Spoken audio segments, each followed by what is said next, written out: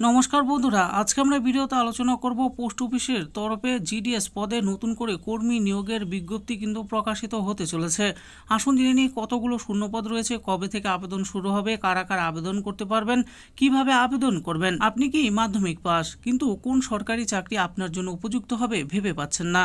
আপনার জন্য রইল সুখবর। ভারতীয় ডাক বিভাগের তরফ থেকে এবার প্রচুর সংখ্যক কর্মী নিয়োগের বিজ্ঞপ্তি জারি করা হলো। ন্যূনতম মাধ্যমিক পাস করে থাকলেই এই পদের জন্য আবেদন করতে সক্ষম হবেন আপনি।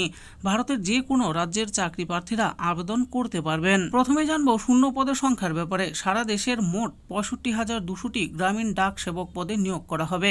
তবে প্রতিটা রাজ্যে কতগুলি করে শূন্যপদ রয়েছে তার জন্য অফিসিয়াল বিজ্ঞপ্তি দেখুন। বেতন কাঠামোর ব্যাপারে কি বলা হয়েছে? বিজ্ঞপ্তি অনুসারে উল্লেখিত পদের জন্য 10,000 টাকা থেকে শুরু করে 29,380 টাকা পর্যন্ত বেতন দেওয়া হবে। এখানে আবেদন করার জন্য প্রয়োজনীয় যোগ্যতার কি প্রয়োজন? গ্রামীণ ডাক সেবক পদের জন্য যারা আবেদন করতে চান তাদের মাধ্যমিক বা সমতুল্য পরীক্ষায় পাশ করে থাকতে হবে সরকার স্বীকৃত শিক্ষা প্রতিষ্ঠান থেকে। স্থানীয় ভাষায় সাবলীল হওয়া বাঞ্ছনীয়। কম্পিউটারের বেসিক সম্পর্কিত জ্ঞান বাধ্যতামূলক।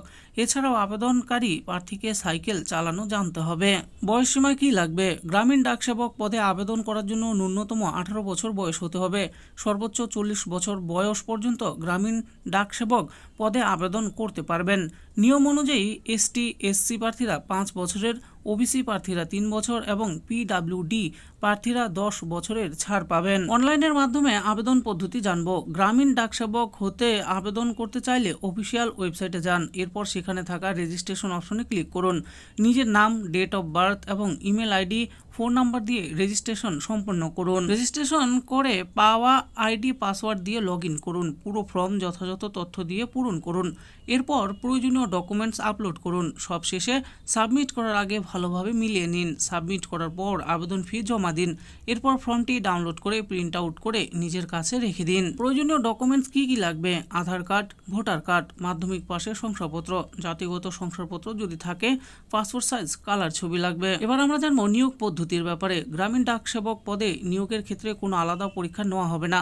আবেদন করার পর নম্বরের ভিত্তিতে একটি মেরিট লিস্ট তৈরি হবে। যাদের নাম আগে থাকবে তাদের ডেকে ডকুমেন্ট ভেরিফিকেশন করা হবে। কিছু ক্ষেত্রে মেডিকেল ফিটনেস টেস্ট নেওয়া হবে। তারপরে নিয়োগ করা হবে চাকরি প্রার্থীদের। আসুন এবার জেনে নেই আবেদনের সময়সীমার ব্যাপারে। আগামী মার্চ মাসের 3 তারিখ থেকে আবেদন শুরু হবে এবং চলবে 28শে মার্চ পর্যন্ত। তো বন্ধুরা, দেখে নিলেন আজকে আমরা ভিডিওতে আলোচনা করলাম ইন্ডিয়া পোস্ট অফিসের তরফে জিডিএস পদে নতুন করে কর্মী নিয়োগের যে বিজ্ঞপ্তি প্রকাশিত হয়েছে সেই ব্যাপারে। তো এখানে কারা কারা আবেদন করতে পারবেন, কি কি যোগ্যতার প্রয়োজন রয়েছে, কবে থেকে আবেদন শুরু হবে, সমস্ত কিছুই আমি এই ভিডিওতে বলে দিয়েছি। আশা করি ভিডিওটি আপনাদের ভালো লেগেছে। আর এই ভিডিওটি যদি আপনাদের ভালো লেগে থাকে তাহলে অবশ্যই একটি লাইক করবেন।